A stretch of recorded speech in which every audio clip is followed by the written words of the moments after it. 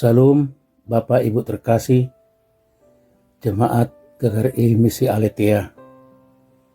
Selamat pagi, selamat bertemu kembali dalam acara Renungan Prapaskah hari yang ke-17. Bapak Ibu terkasih, sebelum kita membaca dan merenungkan firman Tuhan, kita mau sama-sama berdoa. Kiranya damai sejahtera dari Allah Bapa yang melampaui segala akal pikiran kami, itulah yang masuk dalam hati kami, di mana kami membaca dan merenungkan firman-Mu di pagi hari ini. Amin.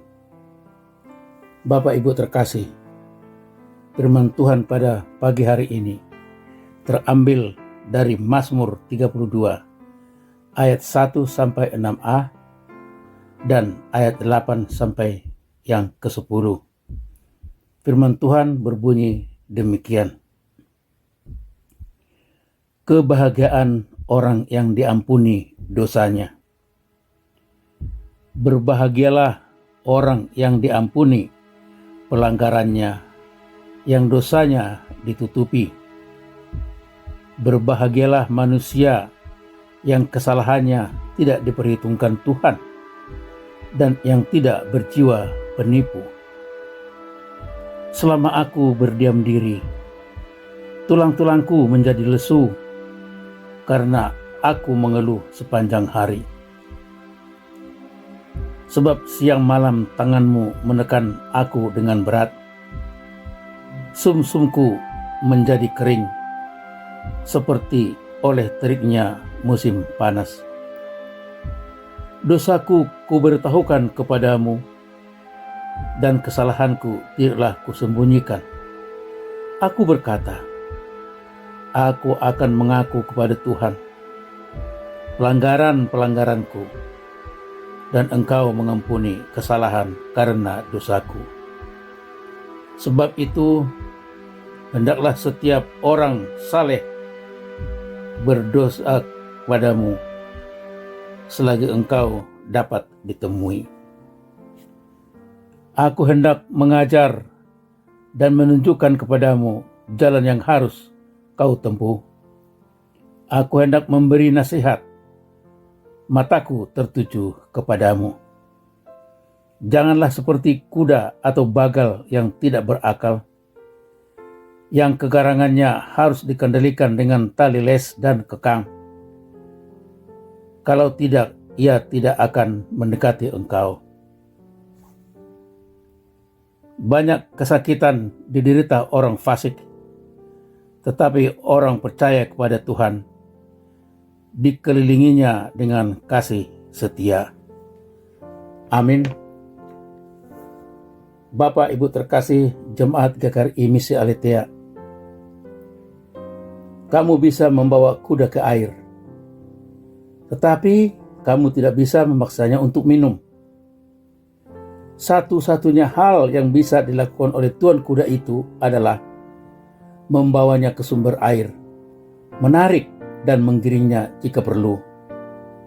Namun setelah sampai di sana, ia tidak bisa memaksanya untuk minum. Kuda itu harus melakukan selebihnya.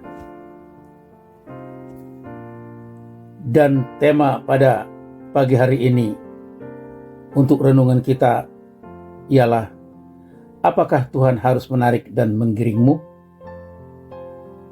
Saudara terkasih Jemaat Misi Aletheia, kadang-kadang kita bisa seperti itu, bukan? Kita tahu apa yang seharusnya kita lakukan ketika kita diminta untuk menjaga rahasia seseorang teman. Tetapi kemudian kita bergosip tentang mereka di belakang.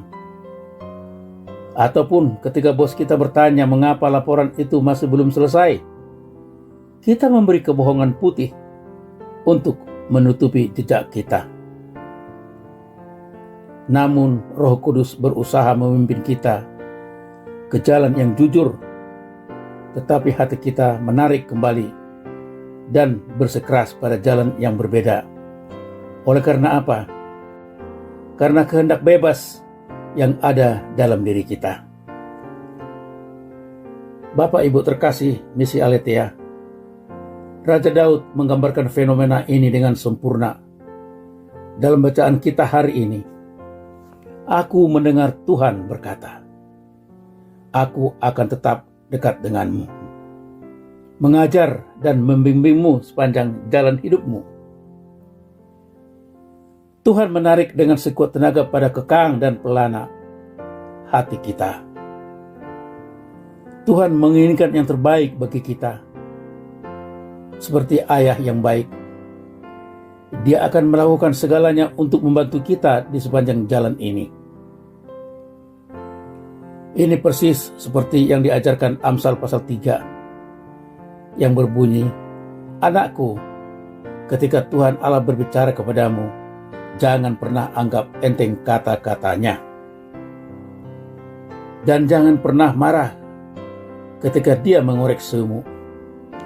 Karena disiplin Bapa datang hanya dari cinta dan kesenangannya pada kita. Dan bahkan ketika tampaknya koreksinya keras, itu masih lebih baik daripada yang diberikan ayah manapun di bumi ini kepada anak-anaknya. Setelah mengutip bagian ini, penulis Ibrani mendorong kita untuk sepenuhnya menerima koreksi Tuhan sebagai bagian dari pelatihan kita. Karena Dia melakukan apa yang dilakukan oleh setiap ayah yang penuh kasih untuk anak-anaknya. Ia melanjutkan untuk mengatakan, kita semua harus menyambut disiplin Tuhan sebagai validasi dari anak yang sejati. Karena jika kita tidak pernah sekalipun mengalami koreksinya, itu hanya membuktikan bahwa kita adalah orang asing dan bukan anak. Seperti yang tertulis dalam Ibrani 12 ayat yang ke-8. Tuhan melatih dan mengoreksi kita karena cintanya yang dalam sebagai Bapa. Kita membutuhkan puisi ini di hari ke-17 Prapaskah. Tetapi karena ini adalah puisi syukur, sang pemazmur tidak meratapi. Dia bersyukur kepada Tuhan untuk tangannya yang berat, untuk menguras kekuatannya, untuk mengeringkan semangat batinnya. Mengapa? Karena setelah itu, dia akhirnya mengakui dosanya. Dan ketika dia melakukannya, sekonyong-konyong rasa bersalah atas dosaku terhapus, dan semua rasa sakitku lenyap. Setelah Daud akhirnya menyerah pada tarikan Tuhan pada kekang hatinya, dia mengalami berkat dan kelegaan, pengampunan dan penyucian. Kita juga mengalami semua yang dialami Daud. Ketika kita bertobat dan mengaku dosa kita, membiarkan Tuhan memimpin kita ke aliran airnya, dan minum dalam-dalam dari pengampunannya. Dan ketika kita melakukannya, kasih-Nya yang melingkupi akan mengelilingi kita. Amin. Demikian firman Tuhan pada pagi hari ini. Mari kita sama-sama berdoa.